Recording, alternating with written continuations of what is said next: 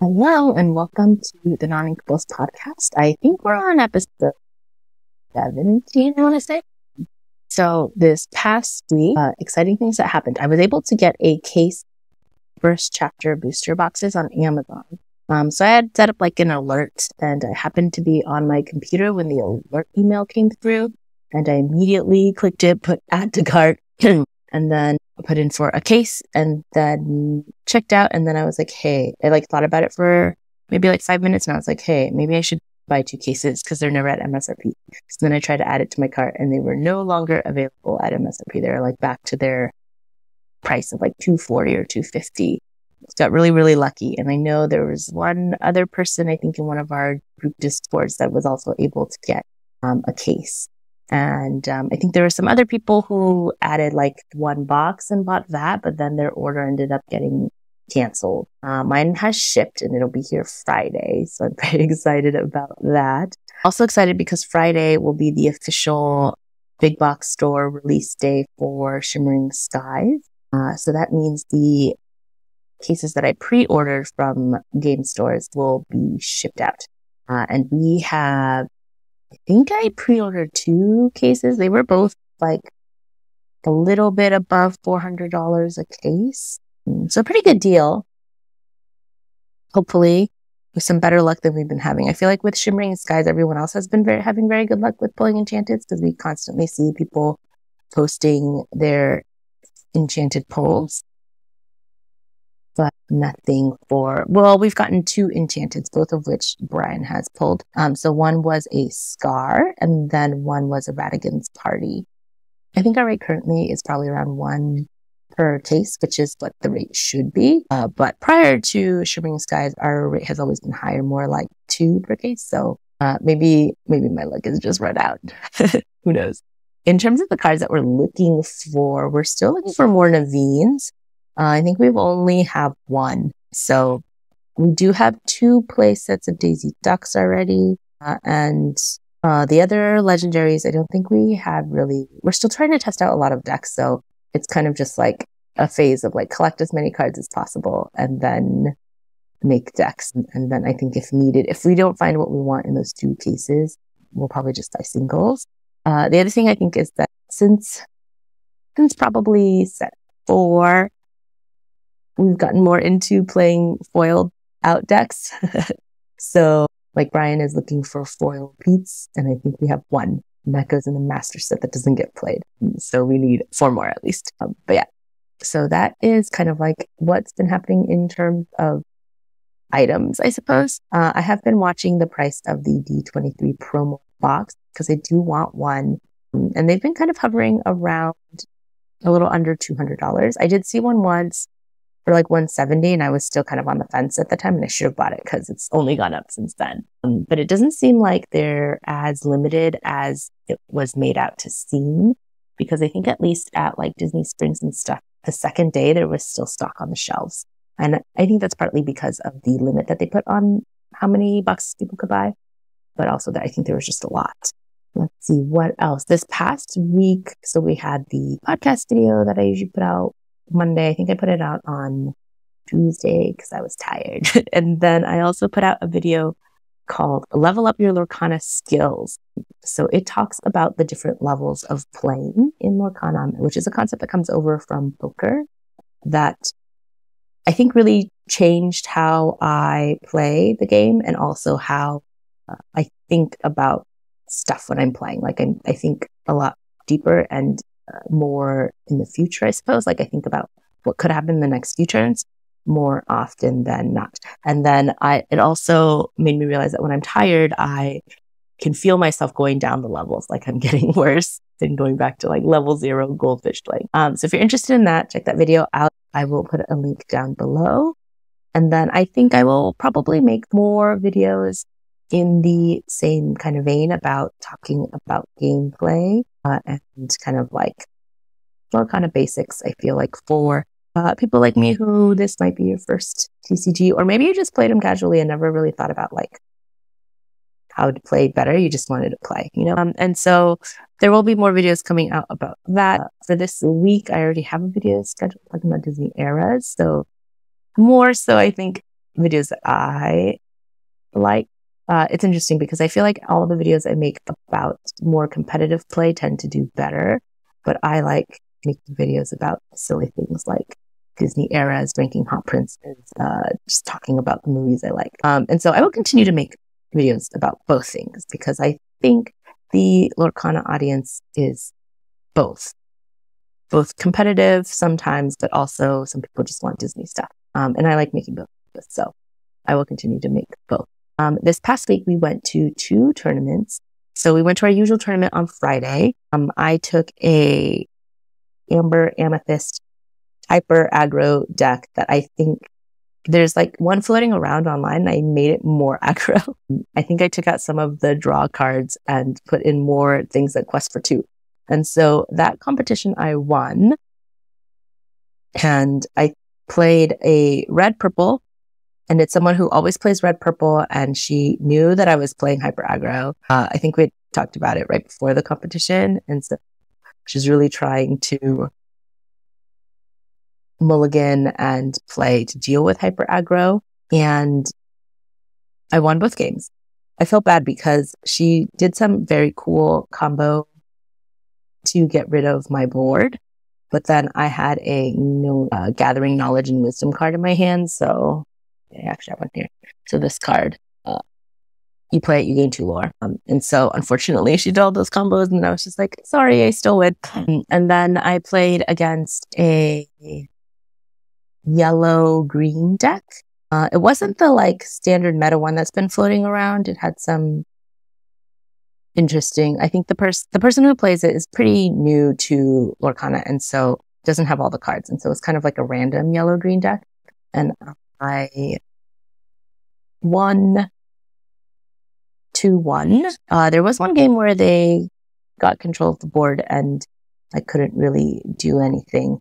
And then the last person I played was red purple. And he's pretty good at playing, I would say in general, at Lorcana. I won 2-1. And the game I lost, he had been able to shift a Sisu. So little Sisu into big Sisu and clear my board. And then he bounced the Sisu back. So then I really couldn't play anything for my deck because almost all of my characters are less than 2 strength. So I lost. That one game that I lost was because he had that Sisu in hand. And I was just like, I don't know what to do. And then after that, I realized I was like, it's fun to win. I did get a pin, which was super exciting. Oh, I should grab it. So this is the pin that I got, the Sisu one. We'll get to do like a makeup artist little hand blocking thing. So while it's fun to win, I feel like it's not that fun to play hyper aggro. Like when you're winning, it's good, but then once they get control, then you have no way. Like in hyper aggro, you almost have no way to deal with anything they play. All you can do is put characters down and quest. So there's not really that much interaction or thinking. And so I didn't I was like, okay, I had my fun. I'm gonna go and play some more interactive decks. So then we went to another tournament on Sunday. It was very small, so only 6 people. There were a lot of people at the store who were just testing, who didn't feel like playing in the tournament. And so the tournament was pretty small.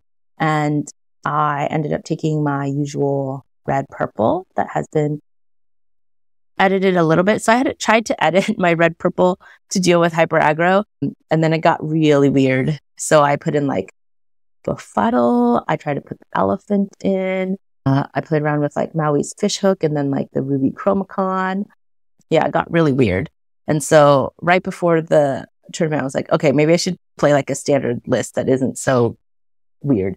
And so then I found a list online and just changed my cards real quick before the tournament. It's doing pretty good. The first game I played a mirror match. So also red purple, but that person was running like the racer stuff. So like the speedway and then taffeta, where if you have a location, you play her, the opponent loses a lore, and then he would like shift it to the bigger taffeta and then move it to the location and then gain 2 lore.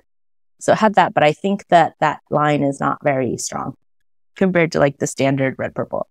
So I won that one. And then the next one I played the hyper aggro deck.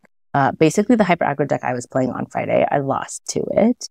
And it was very, very close. So first game they were on the play. So it was rough. I think I only got to 6th lore. The second game, I was on the play and they were sitting at 15 lore. I was able to shift my Sisu, clear their board, but they had a spellbook on the board. So they got 1 for spellbook, and then they had 1 gathering knowledge and wisdom in hand, and then they top decked another gathering knowledge and wisdom. So that's 4 lore there. So then they won. And I was just like, oh, I can't even be mad. It's just a deck. Brian also played. He played his purple steel, and he also lost to the same hyper aggro deck, but he bricked super hard in one of his games.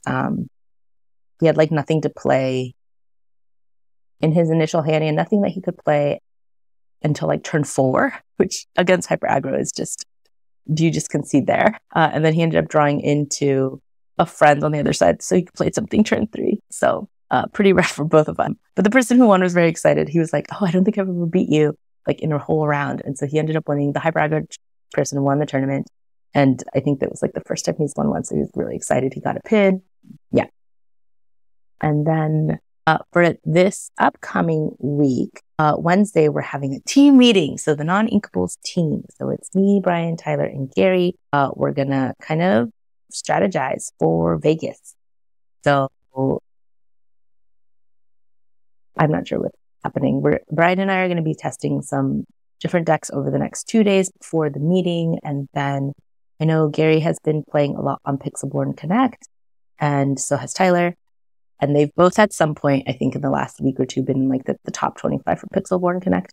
And so I know they've been playing a ton, but we're all going to kind of aggregate all of our testing and our thoughts, and then probably pick out a few decks we want to refine before deciding like an ultimate deck for Vegas, since that is in less than 1 month. Yeah, so kind of nerve-wracking. I'm not sure if we're going to play in any tournaments this week, just because we have a lot of other stuff going on. But yeah. Oh, and then in this past week, I did play some games on Pixelborn Connect, and I was just playing like hyper aggro. And I played it against a bunch of French people. And I was playing at like 4 a.m. their time. And they were like French people, not like French-Canadian French people. And I was like, I think I've played as many French people on Pixelborn Connect as I have non-French people, which is kind of funny. And I played one guy who is playing red-blue, and he was running that sword card where if you have the highest strength character, you gain a lore, your opponent loses a lore. And I played him actually 3 games. We played a game, he lost, because I was playing hyper aggro, right? Yellow, purple. And then he was like, oh, do you want to play a second game? And I was like, sure. We played a second game and he lost. And then I later matched up with him again. And then we played, I think he was on the play every single time. And so we played another game and then he won. He put out like a McDuck manor and then was able to control my board and had like his Gastons that are the 2-cost Ruby 4/2 to get rid of my daisies. And I don't think, I think I only drew like 1 daisy and the rest of my cards were all those little itty bitty cards.